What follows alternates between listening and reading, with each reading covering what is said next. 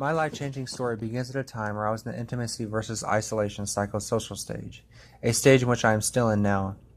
Seeking out meaningful relationships, I first met my wife Rachel when I was in my sophomore year of my undergrad. Like many, I thought that I would never meet anyone who would be compatible with a person like myself. Rachel was that person who accepted me for me, and we hit it off immediately when we went on our first date together. We both felt so comfortable around each other that we did not feel the need to change our personalities to bond. This was one of the first signs to let us know that we were a good match for one another. I was so proud of Rachel that I even brought her to meet my parents on our first date. Crazy, right? She thought so. I remember her asking me if my parents were going to like her simply because she was black. I laughed during the time, but secretly wondered the same thing about her parents. Luckily for the both of us, we were raised by good families who were accepting of our relationship. However, the outside world was another story. Rachel and I never cared for what others thought because we loved each other, and love never required anyone's approval. We were in the forming stage, which is commonly known as the honeymoon phase, and everything about ourselves seemed to be perfect to one another. During the summer months when we were out of school, I would drive over an hour every Friday to pick her up to go out. On other days that we did not see each other, we would talk on the phone for endless hours. Time seemed to go so quickly whenever we made contact with each other, and no amount of time ever seemed to be enough. We were the bestest of friends, and nothing could stop us from being together. Fast forwarding about a year later, and our intimacy brought us to another level. We were at a wedding venue getting married. Our families and friends were all present, and before them all, we declared our love to one another.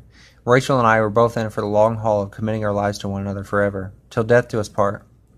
Once we got married, we moved into our first home together and began the process of merging our lives. Everything from our families, finances, and possessions now became one.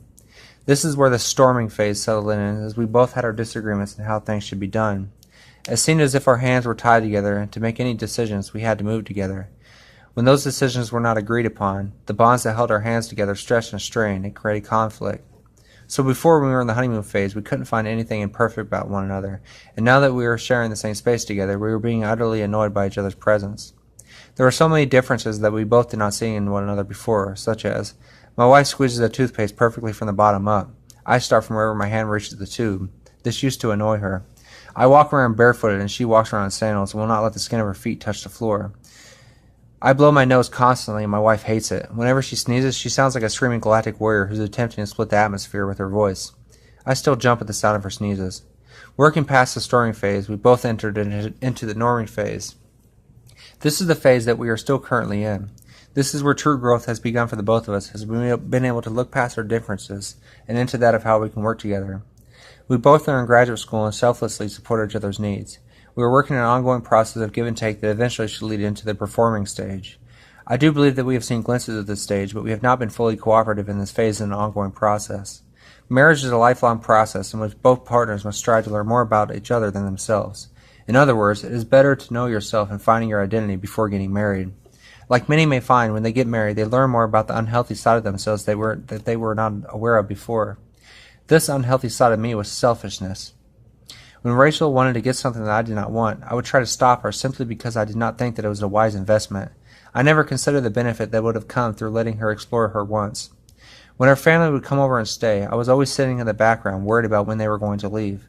Like myself, I loved my family and enjoyed their company, but failed early on in our marriage to accept the love Rachel had for hers. I was so busy worrying about my needs in our marriage that I never acknowledged the needs of my wife.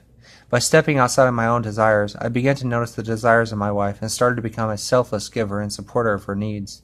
There are many other things I learned to do in supporting my wife better. By doing these things, our marriage has become stronger. I also used to have an enmeshed relationship with my mother and unhealthy ties with my family in which I depended on them for financial and emotional support.